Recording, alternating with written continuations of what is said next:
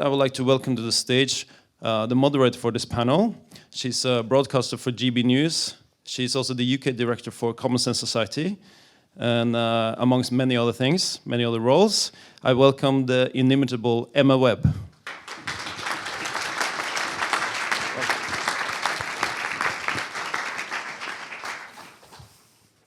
Good morning, everyone. So you'll forgive me for being a typical Brit and not being able to pronounce any foreign names. So this is going to be your pre-lunch laugh, I think. So welcome to the panel on Nordic conservatism, particularly from a European perspective. This is something that interests me personally because I feel that the ties between particularly the English, but the British, and the Nordic nations are very much underemphasized, and I think that's to our detriment, both as Brits and also in Scandinavia. So let me just briefly introduce our panelists. So from Iceland we have, and please forgive me for saying these names incorrectly, we have Hannes Gesurason. I hope that was good. He's a professor of politics at the University of Iceland and the director of research at the Icelandic Research Centre for Innovation and Economic Growth. He's also the author of several books in Icelandic, English and Swedish, as well as having a DPhil in politics from the University of Oxford. Then we will hear from Jakob Söderbaum. He is the author of Modern Conservatism and has co-founded numerous conservative initiatives, including the Vandenberg Society, very close to my heart. From Denmark, we will hear also from Christian Aganda Skov, who is a historian and political commentator. He has a PhD on Danish interwar conservatism, and he is affiliated with the research project Conservatism at the Crossroads, Conservative Thought and the Renewal of Democratic Politics in Britain and Scandinavia. We will also be hearing separately commentary because of his great expertise, again from Christian Anton Smedshaug. I hope I've done justice to those names and not completely butchered them. So without further ado, could we put our hands together for our panelists?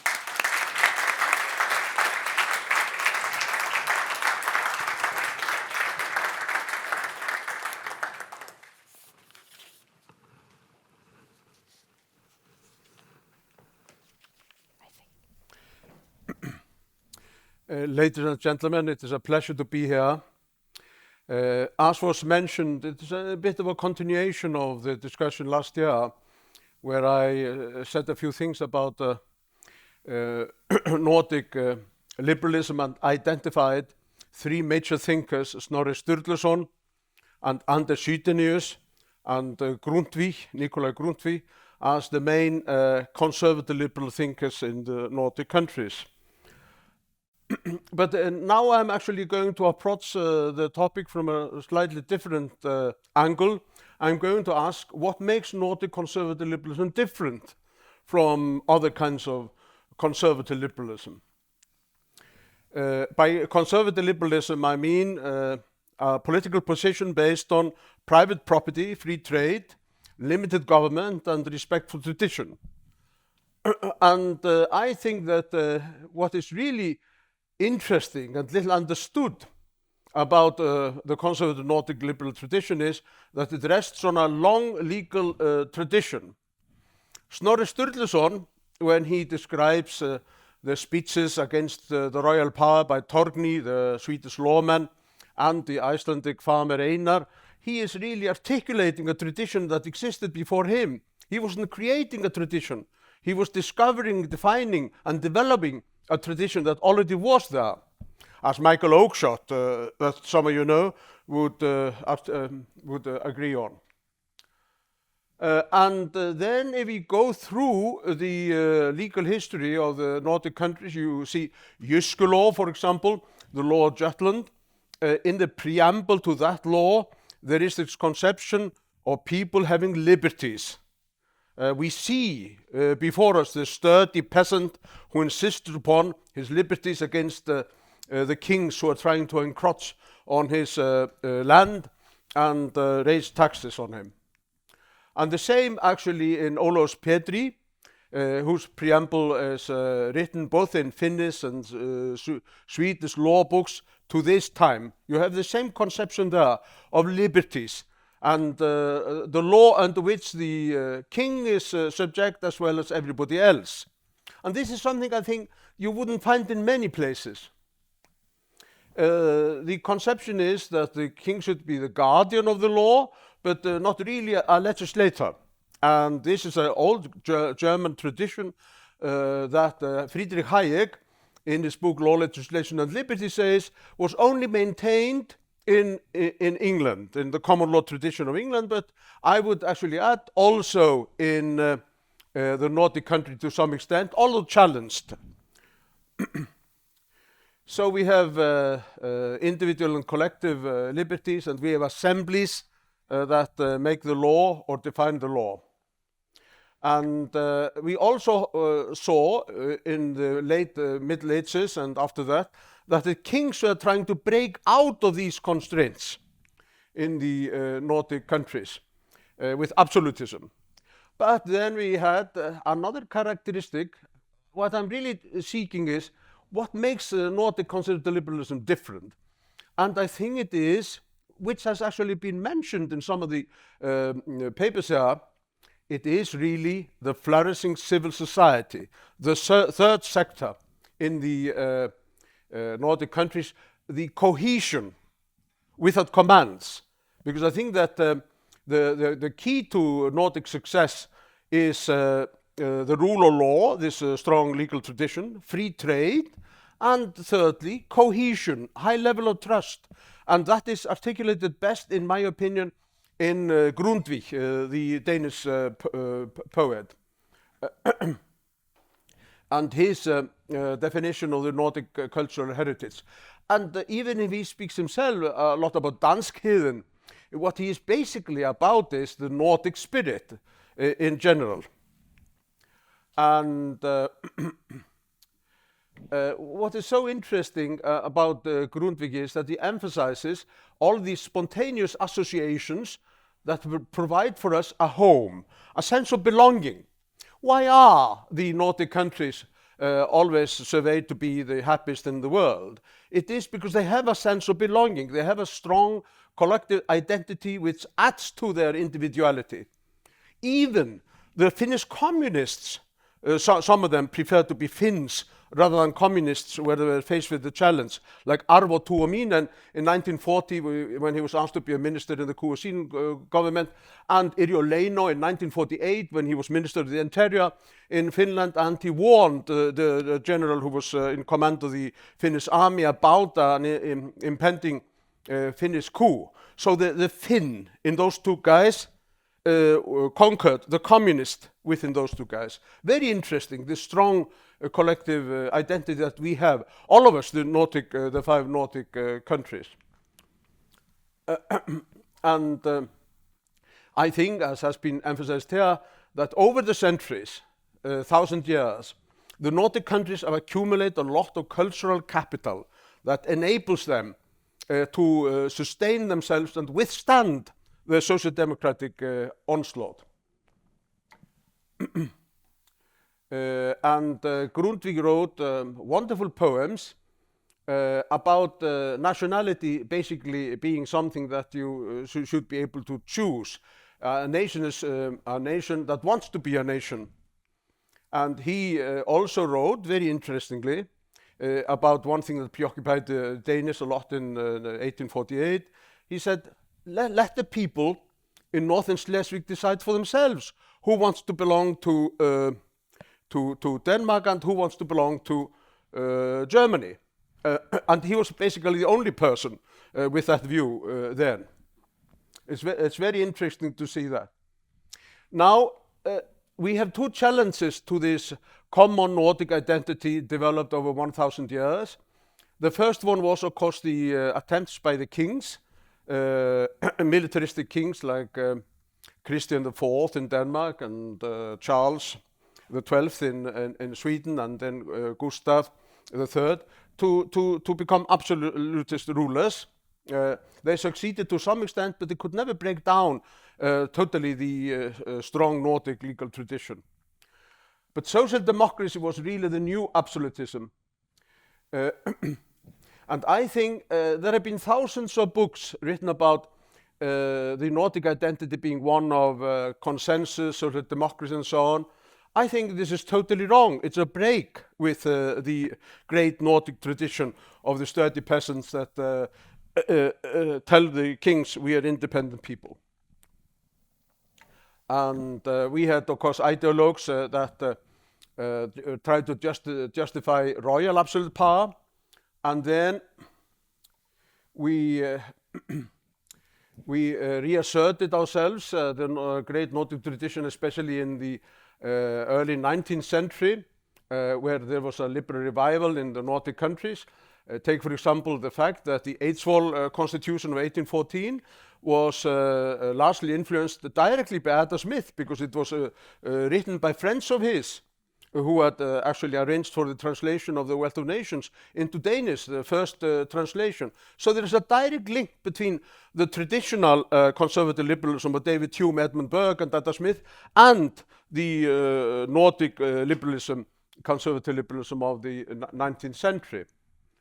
And in parentheses, because Edmund Burke has been mentioned here a lot, I included Edmund Burke in my book about 24 conservative liberal thinkers, and David Hume, Adam Smith, and Edmund Burke were totally in agreement about private property and free trade. So I think that the Social Democrats, they were more a temporary phenomenon than anything expressing true Nordic identity. And they had, like the absolute kings, they had also thinkers that were trying to argue for the absolute power of the people. And to that I say, like a Danish politician in the 19th century, I am against the absolutism colored in purple, but I'm also against the absolutism dressed in wool. Namely, to exchange the king, absolute king, for the absolute people instead, or maintaining the traditional liberties of people and defining them into a general liberty. So the Social Democrats really, you know, they allowed themselves to be photographed in situations like this with the dictator Castro in Cuba. And we had in the in the years after the Second World War a very lively discussion in the Nordic countries about central planning, where the classical liberals, they basically won the argument, and the they argued that socialism in the sense of central planning was not compatible with democracy. And Herbert Tingsten in Sweden, he agreed with this, and so did Eli Heckscher, whereas Bertil Ohlin was ambivalent. All these are very famous Swedish economists. And then economics in the Nordic countries began to be dominated by people who believed that you could run an economy like a machine, like Ragnar Frisch and Gunnar Myrdal. And those classical liberals that remained after the war, even if they had won the argument, they became very isolated individuals, like Tryggve Hoff in Norway, Christian Gandil in Denmark, and Sven Riedenfeldt in Sweden. You can see them here at the Montpellier Society meeting in 1955. The Montpellier Society was a society founded by Friedrich Hayek in 1947, and was supposed to be an intellectual debating club of classical liberals and conservatives. And here you can see Hayek, the founder, and then one of the main inspirations, Ludwig von Mises, who really wrote, in my opinion, the conclusive refutation of socialism. And then we have Tryggve Hoff from Norway, and Christian Gandil from Denmark, and Sven Riedenfeldt from from Sweden. All these three were basically marginal in the societies at that time. But we mustn't forget, nevertheless, that the Social Democrats, they kept power in the Nordic countries because they retreated. After the Second World War, they abandoned their very ambitious ideas of central planning. And I think what happened was that the strong Nordic tradition into which they entered moderated them, changed them. Like, for example, in Denmark, the Social Democrats, they tried to capture and redefine Grundtvig as a kind of a social democrat. So the Nordic tradition influenced them.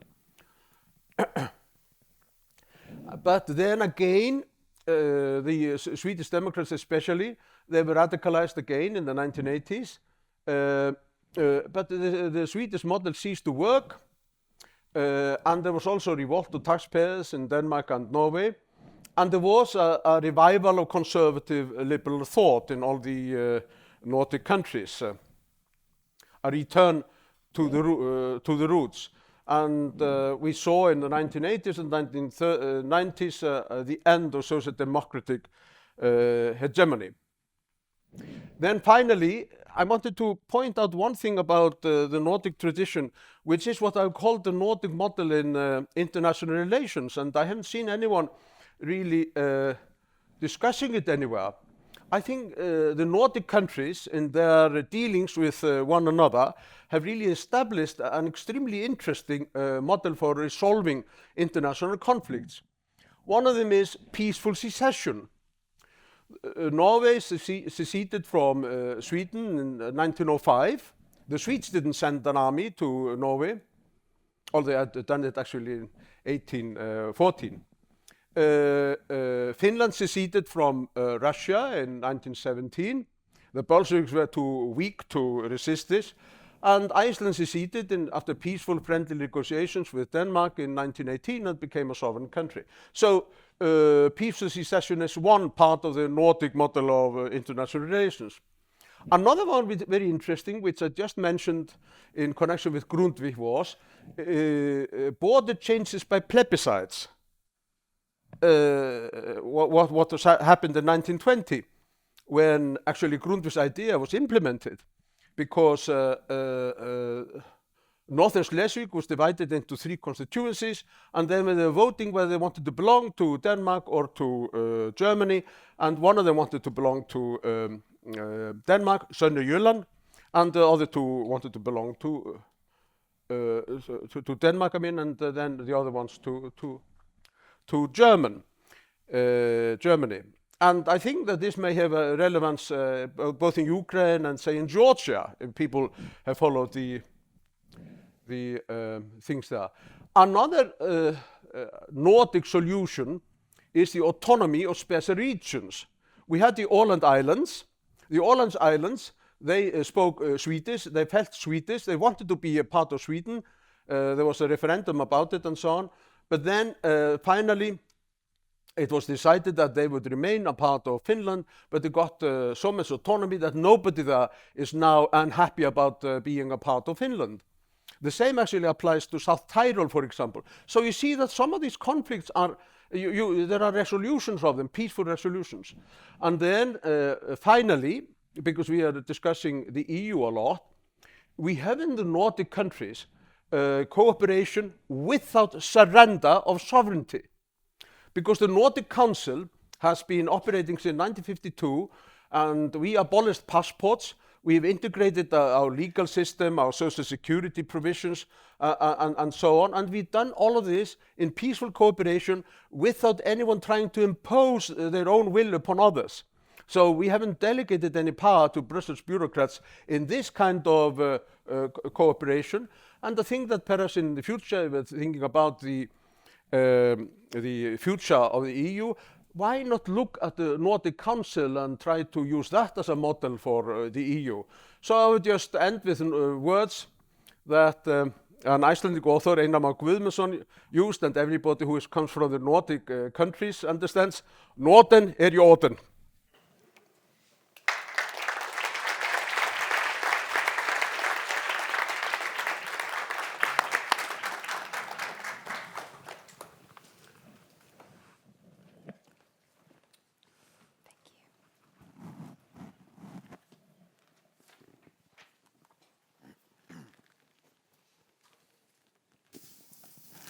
Right.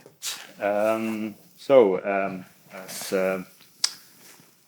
Emma said, I have written one book on modern conservatism. I've also written another on Swedish social democracy and the system we have in Sweden. So I was asked to hold a lecture about this special kind of freedom that we have in Sweden. And I'm usually quite frustrated about this subject because it's enervating that internationally Sweden is perceived as a very free kind of society, some kind of welfare paradise. Everything works because that's not how it is in Sweden. The Swedish society isn't really a free society. Not in the conservative sense of the word, at least, and not freedom for conservatives. It's about freedom from anything conservative.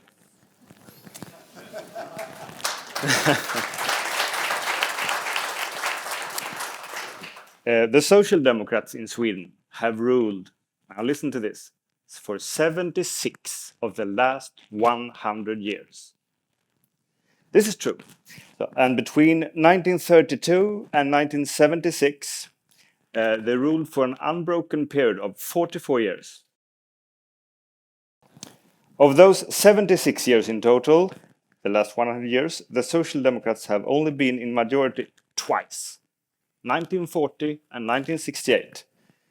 And while always being the evident alternative for a government, this means that the majority of the people, most of the time for 100 years, were voted against the Social Democrats. But the Social Democrats, of course, have ruled as if they had the majority behind them. The Social Democrats have colonized my country. They have torn down the Swedish culture. They have abolished democracy and built a system that oppresses the political right. This has been done in the name of modernization and welfare building. Nowadays, we pay the world's highest taxes, next only to Denmark, I believe, to tear down this immense welfare state and instead pay for a multicultural society.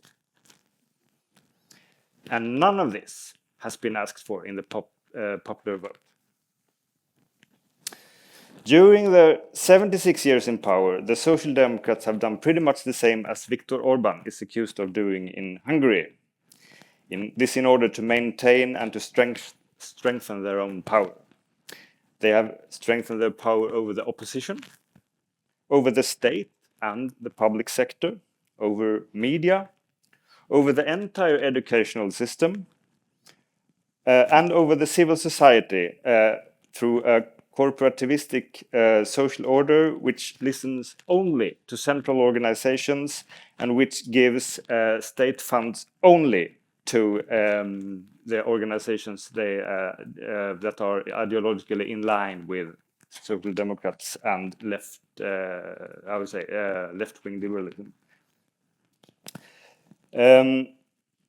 This way, Sweden can be perceived as a soft totalitarian welfare state,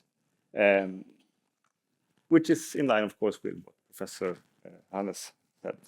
So since 1976, when we had the first center-right government in Sweden for 44 years, we have had 4 center-right governments. We are now having the 4th since September last year. This government that we have today is the first to call itself conservative since 1930. I will get back to this. So, from 1976 until up until 1976, Sweden was in effect a one-party state, and this has led to a certain demand for individual freedom among the people. And also looking at what has happened then since 1976 in terms of other governments ruling. This has happened, and it has released more and more of individual freedom in different ways. All of which the Social Democrats very successfully have managed to take grasp of, in particularly with the help of the Rainbow Movement, and then been able to turn all this libertization of the Swedish one-party system in a leftist liberal direction.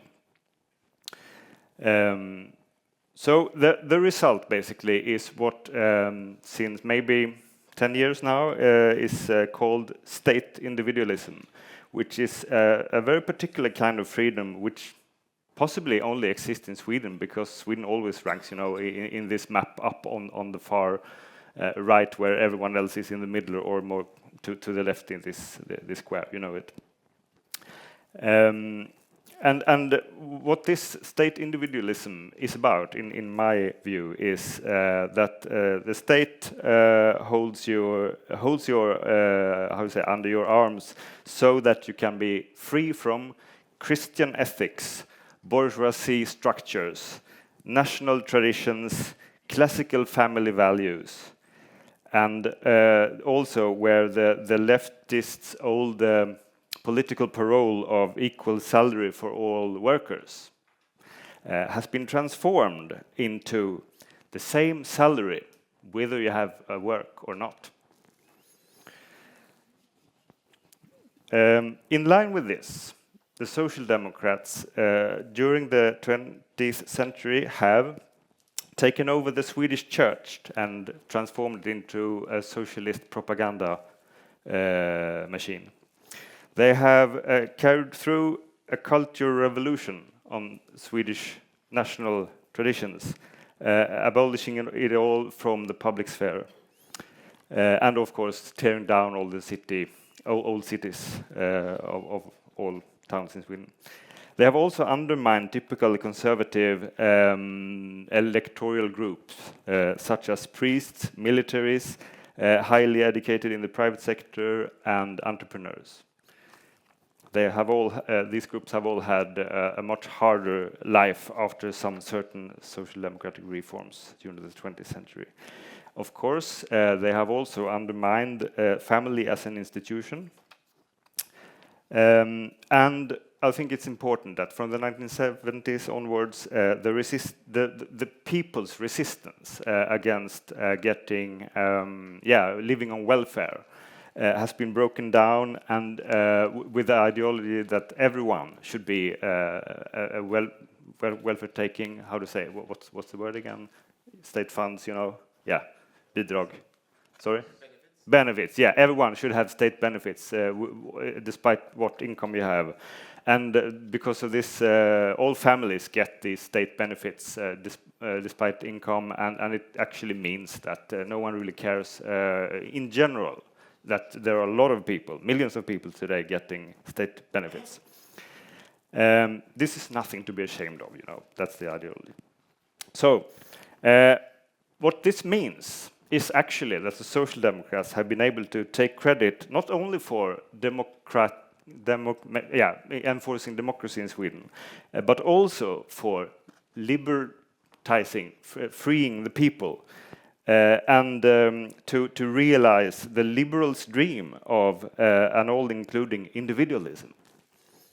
And this is a freedom and setting free of the people in line with, of course, Rousseau and Marx.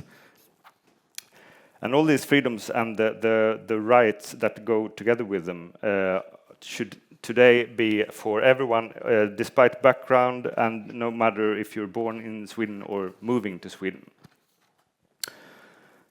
Now, the moderate party, internationally known as the Conservative Party, decided in 1983 to abolish conservatism totally, and throwing out all conservatives from their youth organization. They wanted to become neoliberals. How did the Swedish conservatives meet this?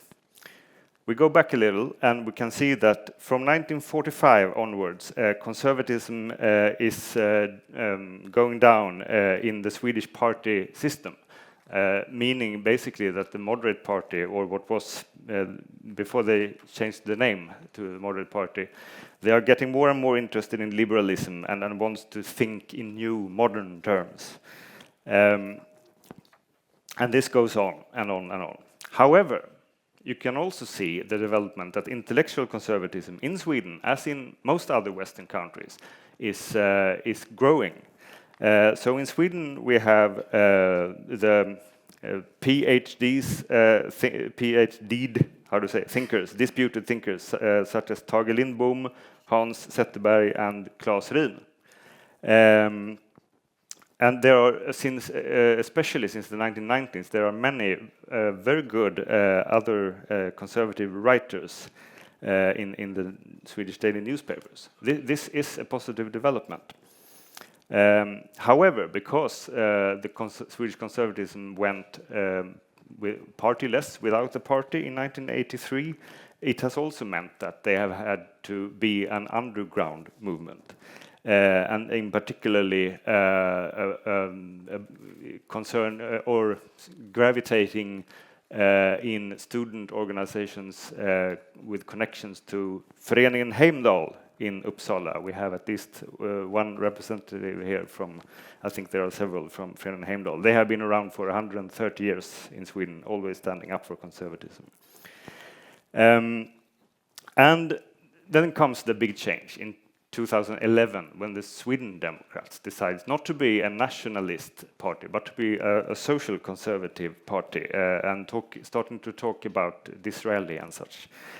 And the moderates and Christian Democrats in 2011 didn't very much appreciate this, but I think it started an important movement.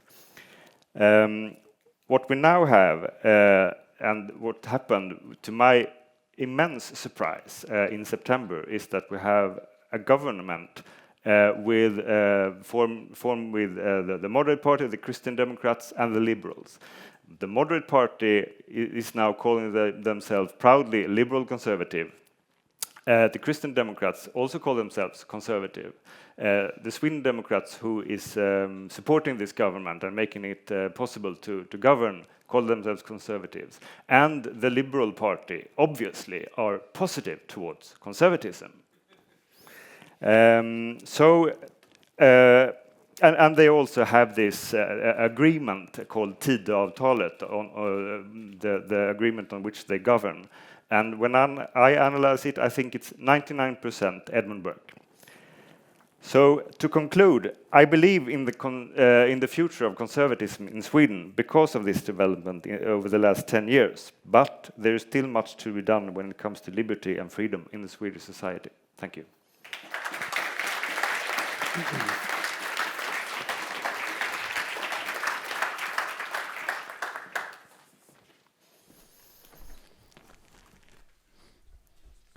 Thank you very much for the invitation to talk at this conference.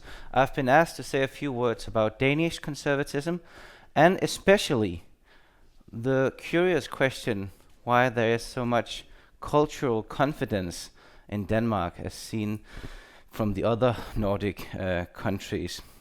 And I have actually experienced this myself when I've traveled to other Scandinavian countries and talked to conservatives or just politically minded persons. I often get the impression, I'm often encountered with the notion that sort of Denmark is the odd one out in a Scandinavian perspective. That is not only because of our nearly incomprehensible language. Thank you. It's also a matter of politics. I think in general the proposition is put forward like this. Whereas the political discourse in Scandinavia has been stifled by a certain sense of moral superiority, forcing not only the center-left but also the center-right to turn a blind eye towards very real problems, not least problems concerning the hypersensitive topic of immigration and integration. Danish political discourse has been characterized by a much more open debate concerning such topics. So the question is, why is this?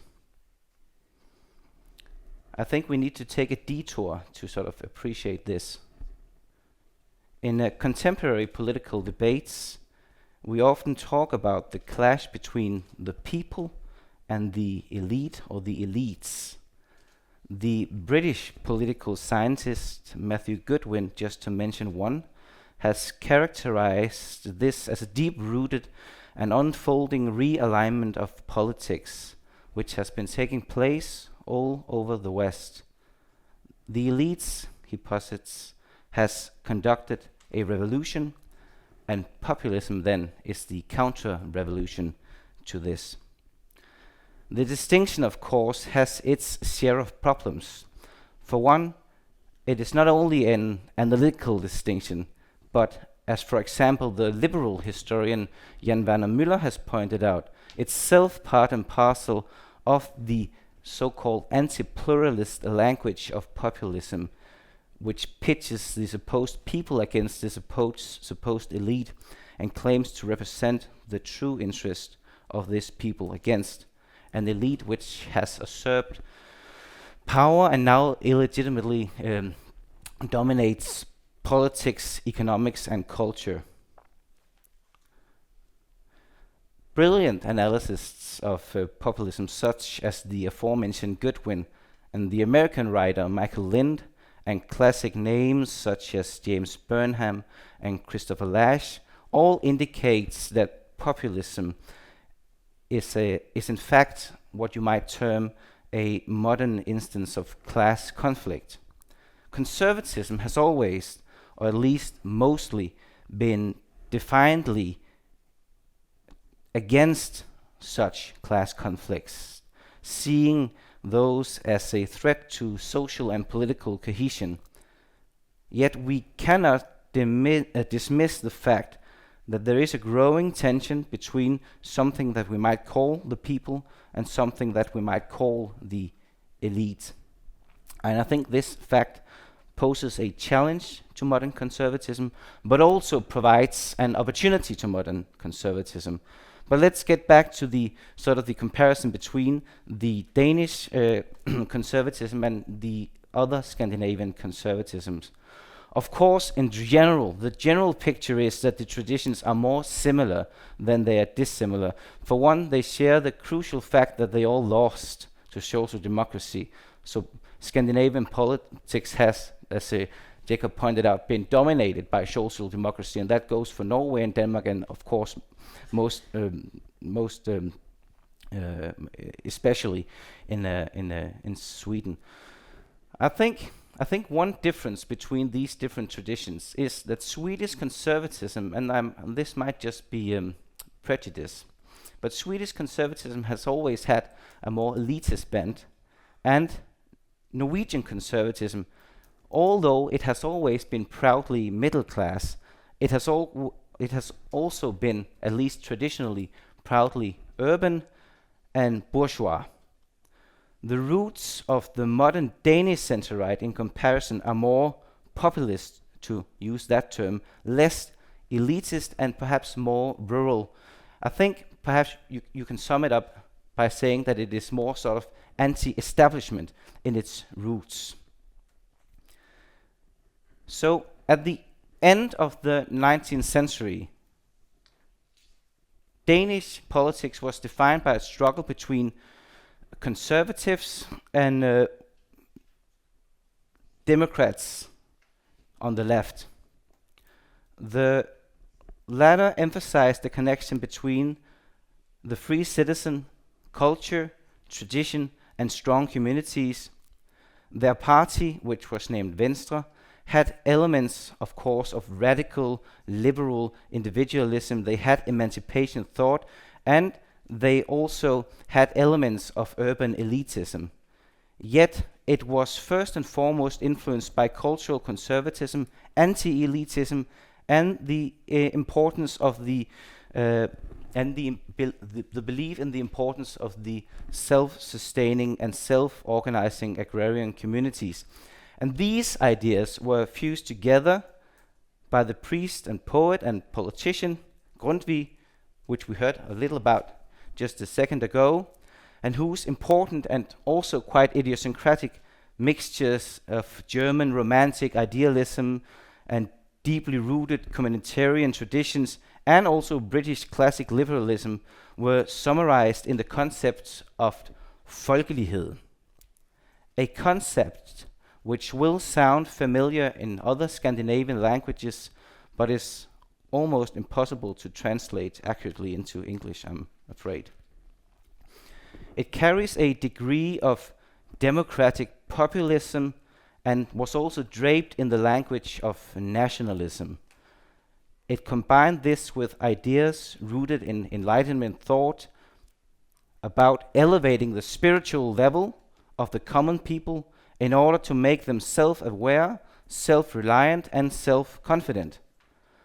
It also entailed a certain prioritizing of the plain and the simple and the agrarian for the excellent and the complex and the urban. Crucially, this strand of thought put a way of thinking about liberty at the center of political discourse, which might best be stood as republican rather than liberal. So whereas the traditional elitist and authoritarian conservatism tended to put the state before the individual, and urban elitist liberalism favored the individual over the common good, this strand of thought,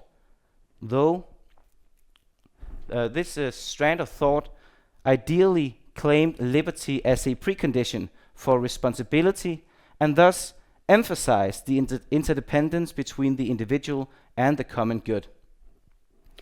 And here's the important fact. This struggle between old-fashioned conservatism and this democratic left ended with the complete victory of the democratic left. And what does that mean?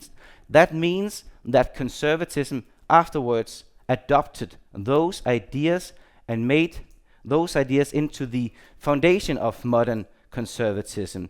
This can be seen also in the name of the sort of the traditional conservative party in Denmark, which changed its name from Højre, that is the right, to the Conservative People's Party. And the important part of that name is the People's Party. They strive to be a party of and for the people. Also, if you look at their first party program, it had a lot of ideas which might today be called populist. It had strong nationalism. It had critique of big corporations, which would, in the mind of one of the founders of modern conservatism, turn society into a neo-feudal society and end liberty. The new party wanted to focus on small independent business owners and the ever larger group of middle-class white-collar workers. So that was the face of the modern conservatism. Well, I'm not claiming that this is a just so story. You cannot draw a straight line between things that happened at the beginning of the 20th century and then political conditions today. But still, I think you can argue, at least, that there has always been, ever since then, an attempt on the right to become folkelig, to use the Danish term, and it's anti-establishment trait which has sort of gone through the right ever since that point in history, and has always sort of always worked as a counterbalance to another tendency on the right to be drawn ever closer to liberalism. Of course, today, one might argue that this popular tradition has atrophied, not least in the Conservative People's Party, but that is really not the point here. The point here is only that this trait exists. This is a feature of modern conservative thought and the center-right in Denmark. I think one of the last point here is that if we look on the concept of conservatism in the last 30 years or so, another thing has happened traditionally, conservatism in Denmark has always been tied to one single party, that is the Conservative People's Party, of course, because they have the title conservative in their name. In the middle of the 90s, we saw the establishment of the Danish People's Party, which was one of these typically it was a splinter party of another populist party, and they had and have this anti-immigration platform, and also this strong anti-elitist critique. There are two important points, I think, that we should consider when considering the Danish People's Party and what they meant for Danish politics. And the first point is that this party termed themselves not only the true social democrats, but also the true conservative party. So they established a new position within Danish politics. This is important because the success of the Danish People's Party from the beginning of the 90s and into the 2010s changed the rules of the game in Danish politics. I think much of what we talk about when we consider the idea of cultural confidence in the Danish political discourse has to do with this populist revolt, with this new kind of conservatism which was promulgated by this party. And that is the last point. Today, conservatism is not strictly related to a single political party, but rather also seen as a independent strain of thought which exists out there in the debate, where you have periodicals, events, intellectuals, and so on and so forth. And I think that has been a great strength to Danish conservatism and to this debate. It is no longer the property of a single party. Thank you.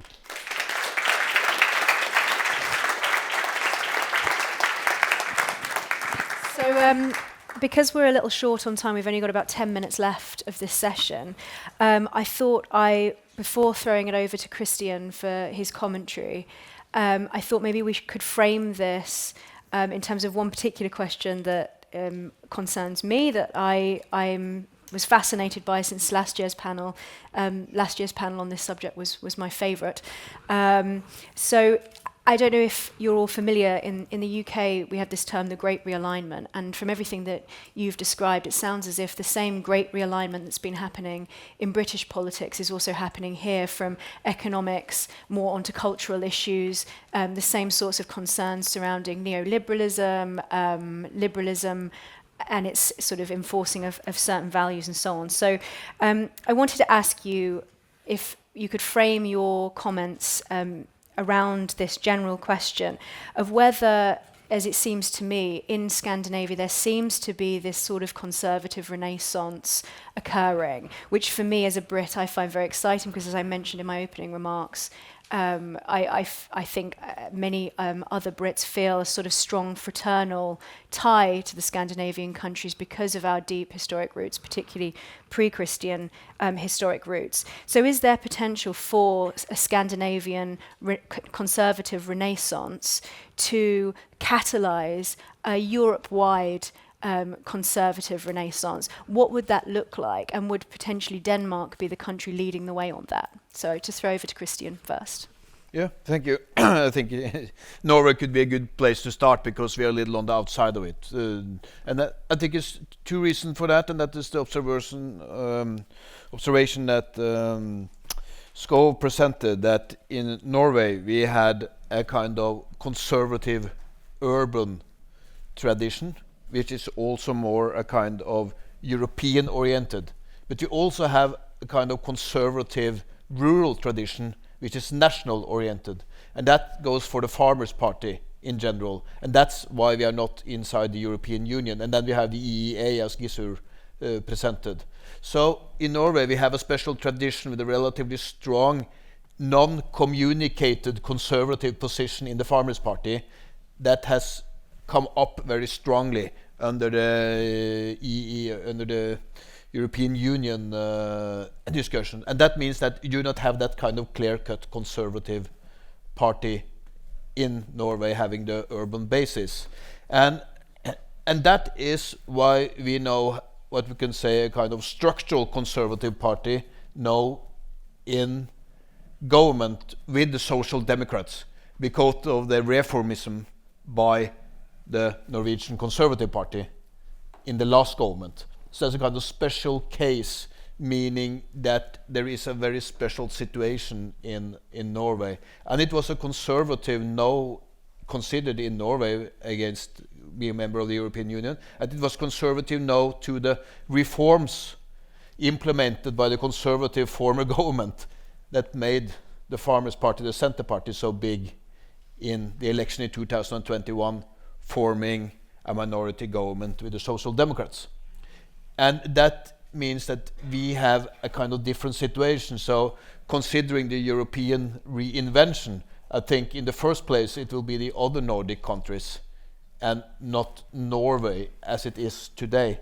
So that must be discussed, I think, at this point a little differently than more kind of revival that we see in other countries. And just from my reflection, and then might be Skov can comment upon, it seems that you have a big conservative change also in the Social Democrats taking up the immigration issue and making Dansk Folkeparti a relatively minor issue. So both Norway and Denmark are a little different maybe than what we see in Sweden and maybe Finland. So Norway is a little microcosmos of Europe in a way. Thank you. Jakob, do you think that there is potential for a Scandinavian-led conservative renaissance, or even a sort of Scandinavian post-Brexit Britain partnership in trying to facilitate this Europe-wide conservative renaissance? I think it's an interesting question, and it's a two-step rocket. Because it first starts in Scandinavia and what happens there, and then also how it's received and if it's possible to inspire. And I think actually when it comes to Norway, it's easy to be home blind, but from if you're into intellectual conservatism in Sweden, we have seen since the 1970s a strong intellectual conservatism in Norway. And I myself got to see this in your think tank called Civitas, and one of the members there, Torbjørn Røe Isaksen, also became a minister, and he has had 3 different posts as minister, I think. And this is very inspiring from a Swedish perspective, because that's totally it's impossible in a Swedish context up until the last months now. So that is, I think, an important part of Nordic conservatism will be about Norway. And then it is what's happening in Sweden. And just to be brief, the moderate party has just put together a party program which they want to be conservative. It's more liberal and likes liberal conservatism, but they're really steering towards conservatism. And the Christian Democrats have found themselves finally being among the conservatives. So and the most important is that the Social Democrats in Sweden accept this. 20 years ago, it was terrible to call yourself a conservative. The last 10 years it's been accepted, and now it's in government, which means it's a game changer. So I think something will come out of this, and whatever comes out of it will inspire others. That's the best answer I can give. Do you think that Denmark is a sort of beacon to the rest of Europe? Because I mean, as a Brit, you invaded us, and it's a great source of pride. Do you think that Denmark is, particularly on issues to do with immigration, really leading the way for the rest of Europe? Well, I think that has, at least in recent years, or the last 10 years or so, 15 years even, been the case that Denmark has sort of gone to the frontier of the immigration politics. In sort of the more general way, whether Denmark could become a beacon in this question this problem of the great realignment which you spoke about. I think that is very interesting because the fracturing, you're seeing the fracturing everywhere. In most European countries, at least, you're seeing that the center-left is being destroyed by populism, the center-right is being destroyed by populism, and you see the elites and the people growing ever farther from each other. And I think that is, as a conservative, I think that is a huge problem. And I think one of the things, perhaps, that Nordic conservatism can contribute with is trying to bridge these gaps because historically what has characterized Nordic conservatism has been sort of the ability to bridge the gap between conservative thoughts, liberal thoughts, and these populist thoughts, or whatever we are supposed to turn them, integrate them into a more or less coherent position. And I think that is what Europe actually needs right now, because it's easy to widen the gaps, but to build these bridges in a coherent and sustainable way, I think that is the issue. Hannes, do you think that the rich Nordic conservative tradition being overlooked by the rest of Europe is to the detriment of the whole continent? Just as some final thoughts. Yes, I think I would actually also agree with you that what we have to do is to integrate the conservative, the liberal, and the populist traditions. And if there ever were populists, they were Ronald Reagan and Margaret Thatcher, but they also combined free trade and private property. I'm one of those persons who believe that the conservative should be liberal and that the liberal should be conservative if they're going to present a plausible argument. Now, the conservative argument against liberty is that it erodes values, but at the same time, it may create values. And let me just give you an example from Shakespeare. Romeo and Juliet, they go out of their families, they break traditional values, but if they had been allowed, they would have founded a new family. You know, and that's basically what a free society is about. It is that some traditions, they will disappear, but other traditions will be created. So those conservatives who are afraid of free trade and of freedom, they underestimate the creative powers of a free civilization. And let me also say just finally that I think conservatives and liberals should be tolerant. And who is my authority on that? It is St. Thomas Aquinas. In Summa Theologica, he says something to this effect. We are all sinners, but government should only go after those sins of ours that are harmful to other people. Theft, violence, murder, and so on.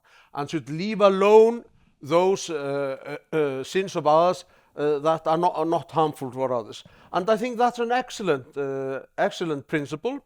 And finally, I would say, government should stay out of the bedroom and out of the boardroom. Perfect note to end on. Thank you so much, Christian, Jacob, Hannes.